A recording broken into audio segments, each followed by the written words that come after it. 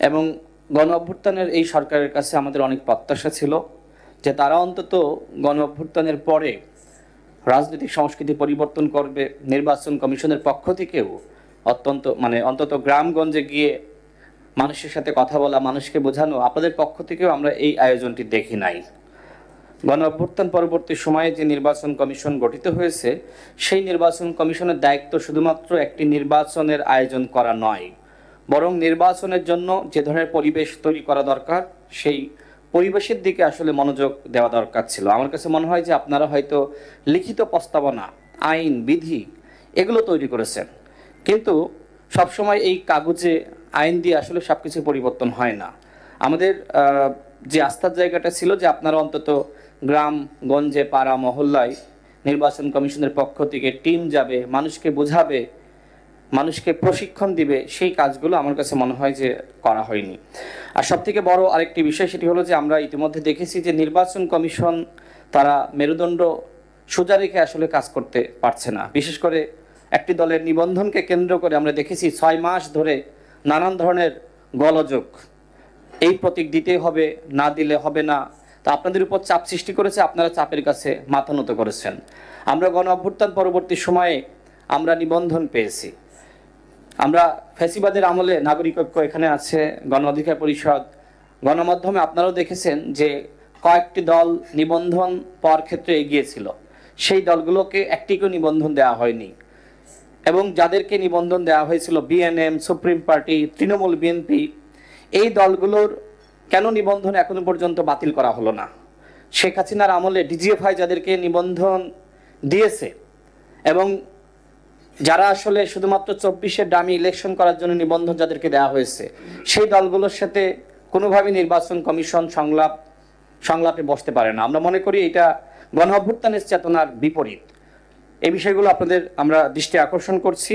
যে দলগুলো কোনো ধরনের শর্ত পূরণ না করে শুধুমাত্র ডিজিএফআইয়ের মাধ্যমে নিবন্ধন পেয়েছে, তাদের নিবন্ধন অবশ্যই বাতিল করতে হবে। আমি এই বিষয়টি আপনাদেরকে নোট করার জন্য অনুরোধ করছি। আমি 3টা দলের নাম বলেছি, BNM, Trinamool, BNP, supreme party সহ এরকম আরও কয়েকটা দল নিবন্ধন পেয়েছে।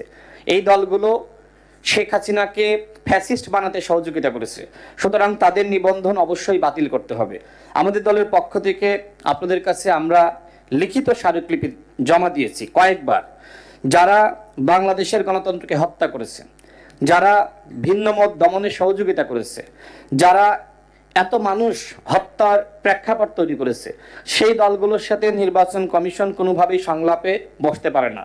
যেমন জাতীয় পার্টি, এর আগে আমি মাননীয় প্রধান নির্বাচন কমিশনারের বক্তব্য শুনেছি, তিনি বলেছেন যে জাতীয় পার্টি তো কয়েকটা। এখন জাতীয় পার্টি কয়টা সেটা বড় বিষয় নাই, বিষয়টা হলো কারা শেখ হাসিনাকে ফ্যাসিস্ট বানিয়েছে, কারা এই গণ অভ্যুত্থানে এত মানুষ হত্যার প্রেক্ষাপট তৈরি করেছে, কারা 16 বছর ধরে শেখ হাসিনাকে এই ফ্যাসিবাদী মসনদ টিকিয়ে রাখতে সহযোগিতা করেছে। জাতীয় পার্টি এবং 14 দল আমরা সবাই জানি।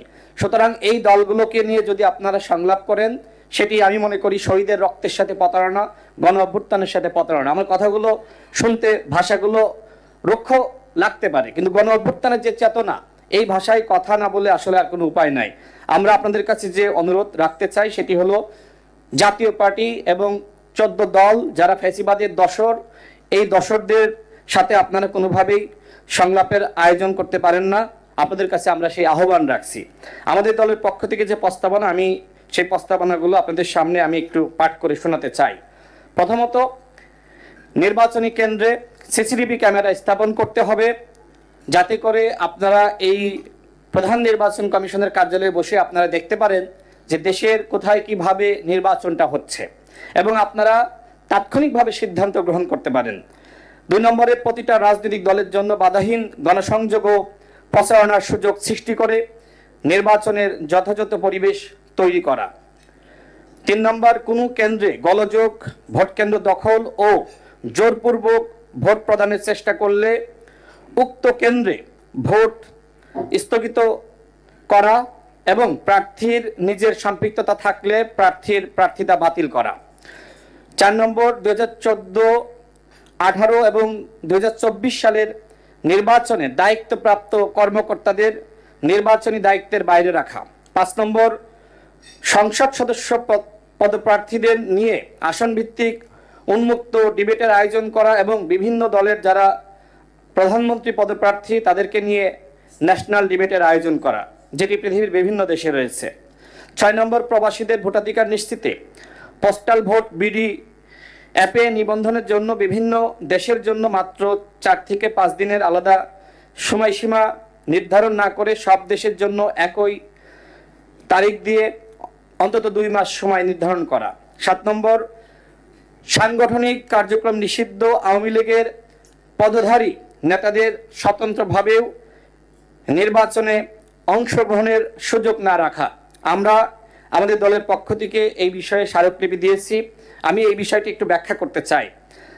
সরকারের পক্ষ থেকে এবং নির্বাচন কমিশনের পক্ষ থেকে বলা হয়েছে যে আগামী নির্বাচন হবে ইতিহাসের সেরা নির্বাচন এবং সেই নির্বাচন বানচালের জন্য আমরা ইতিমধ্যে দেখছি আওয়ামী লীগ সারা দেশে অরাজকতা সৃষ্টি করেছে। তো সেক্ষেত্রে সাংগঠনিকভাবে যেহেতু আওয়ামী লীগের কার্যক্রম নিষিদ্ধ ঘোষিত হয়েছে, এই জায়গায় আওয়ামী লীগের কোনো নেতা স্বতন্ত্রভাবেও নির্বাচনে অংশগ্রহণ করার সুযোগ নাই। যেহেতু দল হিসেবে আওয়ামী লীগের সাংগঠনিক কার্যক্রম নিষিদ্ধ, সুতরাং কোনো নিষিদ্ধ সংগঠনের নেতা স্বতন্ত্রভাবেও নির্বাচনে অংশগ্রহণ করতে পারে না। আমরা এই বিষয়টি আপনাদেরকে জানিয়েছি। আমরা মাননীয় অন্যান্য নির্বাচন কমিশনার এবং আমরা সিনিয়র সচিব মহোদয়ের কাছে আমরা জমা দিয়েছি। আশা করি আপনারা বিষয়টি ভাববেন। নিষিদ্ধ সংগঠনের কোনো নেতা স্বতন্ত্রভাবেও নির্বাচনে অংশগ্রহণ করতে পারে না। যদি তিনি নির্বাচনে অংশগ্রহণ করার সুযোগ পান, সেক্ষেত্রে এই যে পতিত স্বৈরাচারের যে সকল দোসররা, ছাত্রলীগ, যুবলীগ যারা পলাতক রয়েছে, তারা কিন্তু ওই আওয়ামী লীগের নেতার পিছনে তারা নির্বাচনী গণসংযোগ বা প্রচারণার জন্য যাবে। তাদের উদ্দেশ্য নির্বাচন করা নয়, বরং নির্বাচনের দিন নির্বাচন বানচাল করা বা নির্বাচনের সময়ে এক ধরনের অরাজকতা সৃষ্টি করা এবং নির্বাচনটা যে কোনোভাবে বানচাল করার চক্রান্ত করা। তো সেক্ষেত্রে যারা আওয়ামী লীগের পদধারী নেতা ছিল তারা কোনোভাবে যাতে নির্বাচনে অংশগ্রহণ করতে না পারে সে বিষয়ে নির্বাচন কমিশনের পক্ষ থেকে স্পষ্ট বক্তব্য প্রদানের আমরা আহ্বান জানাচ্ছি। নিষিদ্ধ সংগঠনের কোনো নেতা নির্বাচনে অংশগ্রহণ করার সুযোগ পেতে পারে না। আমরা মনে করি যে এটি গণ অভ্যুত্থানের চেতনার বিপরীত হবে যদি তাদেরকে নির্বাচনের সুযোগ দেন, আর সেক্ষেত্রে এই নিষিদ্ধ করেও আসলে কোনো লাভ হবে না। এই জন্য আমরা মনে করি অবশ্যই নিষিদ্ধ সংগঠনের কোনো নেতা নির্বাচনে অংশগ্রহণ করতে পারবে না স্বতন্ত্রভাবে বা অন্য কোনোভাবে।